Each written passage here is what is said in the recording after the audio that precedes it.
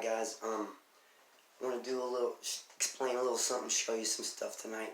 This is, we're going to talk about the 7 chakras, 7 energy chakras of the body. And your body has 7 natural chakras, actually more, but they're the power cores that move up your spine. Now,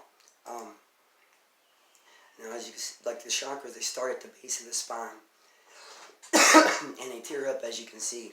But you have your root chakra, your stomach chakra, and you have your solar plex, your heart, which is the key to the whole element, your throat chakra, which you gotta excuse my voice a little bit today. I've been sick, so I'm kind of hoarse. Then you move into your third eye chakra, your glasses here, and then your crown chakra is the 1,000-petal lotus at the top of your head, and that's the final one of enlightenment. But what I'm gonna do, I'm gonna run through all the chakras, and throughout, like through yoga, tai chi, different meditations, you start learning ways to unlock these chakras. And once you unlock all these, you start releasing like resentment, anger, showing compassion, living from love. It's like, hold on 1 second here. It's a little dark. See if I can flick it back. There we go. That's not bad. But like living through each of the chakras, once you unlock them, it's like an enlightenment. It's a meditation. And it's like I studied yoga and tai chi, and I've done it every day for a year, in the morning, in lunchtime, and at night. So the 7 chakras is the key system, and later on we'll show you the tai chi and the yoga movements, how to unlock these chakras. Okay, so like now, this is how the chakras tear out. This is the medical sign. The cuticus is, or also the staff of Hermes. Now, if you notice, where the snakes intertwine, it's actually the 7 chakras of the human body, which comes up to the third eye chakra, the crown chakra, which is like heavenly power or total enlightenment. But throughout like Sanskrit and over in India and stuff, they all talk about it's the kundalini, the snake that rises up the spine and it caps up the top. And your 2 different powers that run up the core of your spine are your prana and your nana. And those 2 powers bind together as they swing up your spine. And once they get to the third eye, it opens your vision to the crown chakra and then out. Now, in China, they would call that power the chi. In Japan, they would call it the kai. But different civilizations of all time, they're talking about the same power that's within all of us, and it's through the chakra systems and unlocking your body's natural auras. All right. So, if we would go on, I'll show you another thing here. But like, this is how the chakras kind of roll up straight up your spine. So when you're doing your meditations, it's good to sit in a diamond pose, back straight, and that way you open up your whole conduit. Now, the key times for meditation to open up these lines is the hours that you can stare at the sun without it hurting your eyes. And that would be the hour at sunrise and the hour at sunset.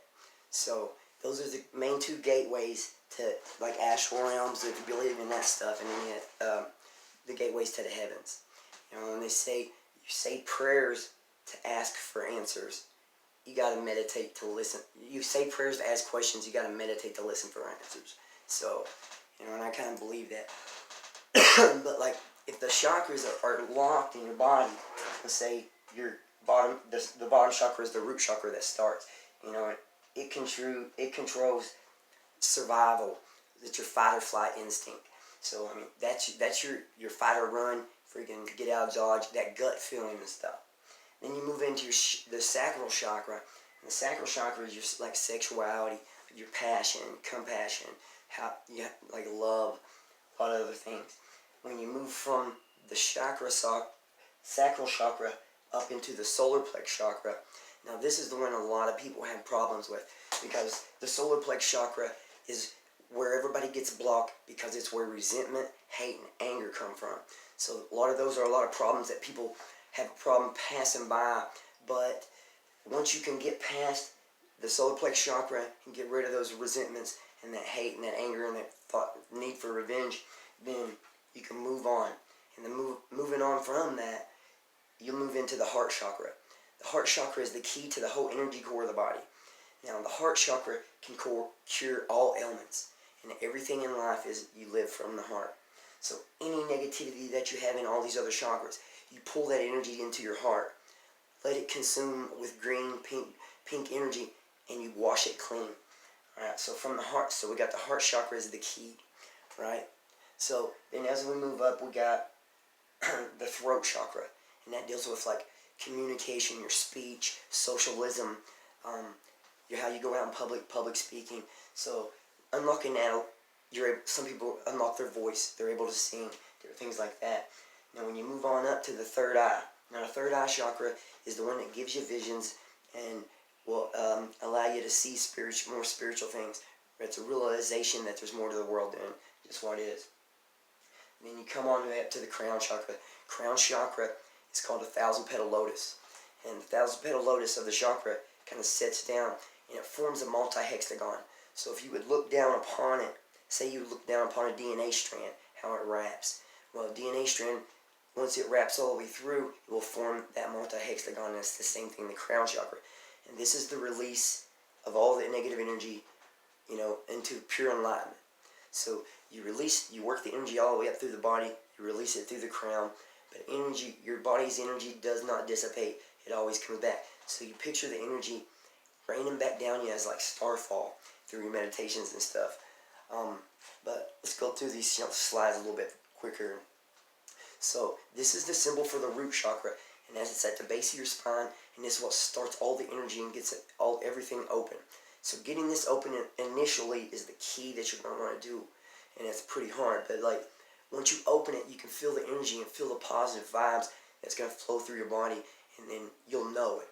Okay, so this is the symbol of the root chakra, which is the first start chakra for the whole system. All right, so when you get into the root chakra, imbalances in the root chakra blockages makes depression, anxiety, nightmares, night terrors. There's a lot of things, psychic manifestation, like problems, seeing things that isn't there. Now, signs if this chakra is overactive and releasing too much energy, it'll drain your body. Drains your body. You became obsessed with greed, obsession for food, headstrong, ego, a lot of things like that. Now, once you balance this chakra out and you get it open, you start that energy to flow. Physically start feeling healthier. A stable presence, a gratitude to life, and a better perception on everything that happens around you, because your energies are starting to flow. Okay, so that's the root chakra. As we move up, this is the sacral chakra, which is the second one in the system. Now, the sacral chakra, as we talked about, deals with like sexuality and compassion and all of those. But we'll take a look at glance here. Oh, wrong slide, but we'll come back to that. But with the sacral chakra, its color is orange. Location, now this represents sexuality, center of pleasure. The element that relates to this is the element of water. So, now, if we go into this, imbalances means that, let's see, sexual dysfunctions, a feeling of lack of love, depressions also alongside of like, anytime genitals and stomach problems, ulcers, or anything along those lines come from the sacral chakra. And upon releasing these, then you get a pure feeling, and it allows the energy to continue to flow through your system, up your spine, through the conduit right there, and the conduit which is going to lead to our next chakra.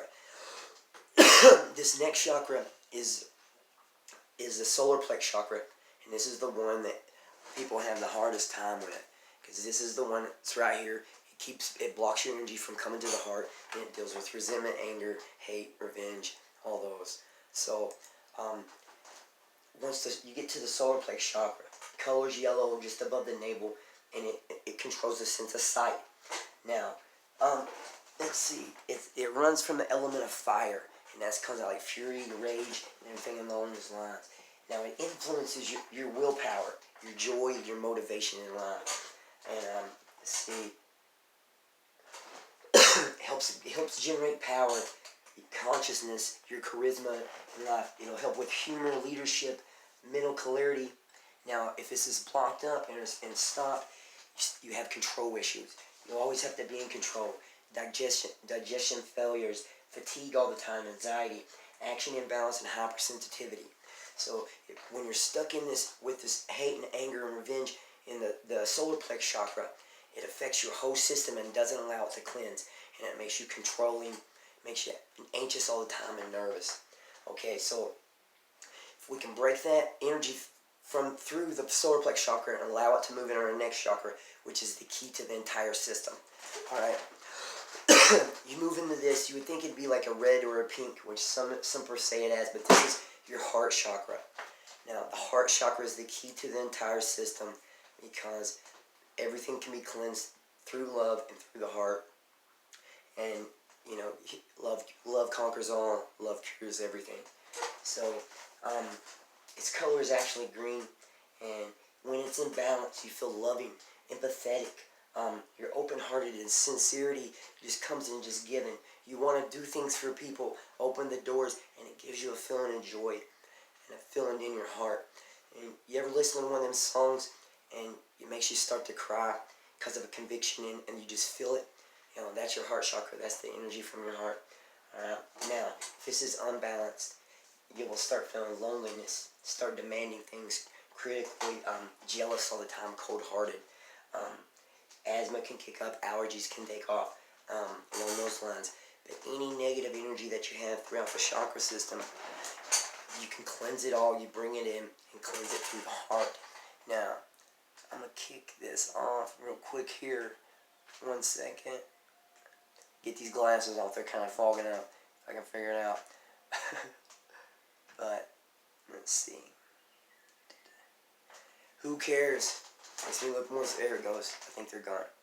Alright, now I'm going to switch this around to get it, get the color back. Hey Matt, how you doing? Now, what we're doing, I'm just talking about the different chakra systems, but the main chakra is the heart. Once you cleanse everything through the heart, then it opens up all these feelings of gratitude, love, and compassion, and it can cure all. So, we're going to move on. Now, from the heart chakra, we move on up to the throat chakra, and this is the Finshudu, and the throat chakra controls like your social ability, your sense of speech, fear in public, different things along those lines. Now, a lot of singers, when they get their voice where they need it back, or when you start speaking and the words just flow, it's because your throat chakra is open and you're feeling it flow and you're just letting the words go. So the color through the throat chakra is blue, and it's seated in the throat, and you would think it'd be voice, but it's actually requires healing. The gem that is associated in gemstones with it would be a sapphire gem for curing water. Now, the element that this chakra is the ethereal, and the ethereal is like the here but not here. It's the upside down, the astral kind of world. Now, this influences your creativity also, your intuition, synthesizes self-expression. So this is kind of like your personality also. It embodies qualities of truth, purpose, autism, service, and communication. Now, if this is built up, or it's got a blockage in it, your throat chakra, it's going to have lack of creativity, fear of social gatherings, not being able to talk to women, different things along those lines. So we need to open that up too. Now, once the throat chakra opens, we move to the third eye. Now, I'm going to go back here, and I'm going to show you a little thing about the third eye. People have known about this third eye throughout time. Alright?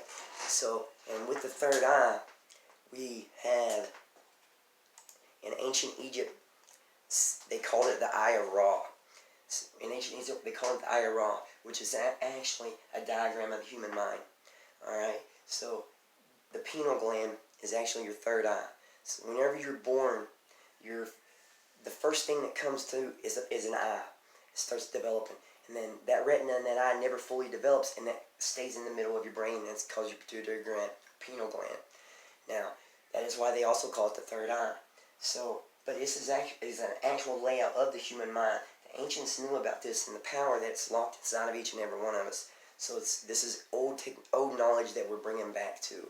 So, but going on with the third eye is when you through meditation and you get to this stage, it gets that pineal gland to start producing DMT chemical, And in the Bible they call it the land of milk and honey. It's called ambrosia in ancient times.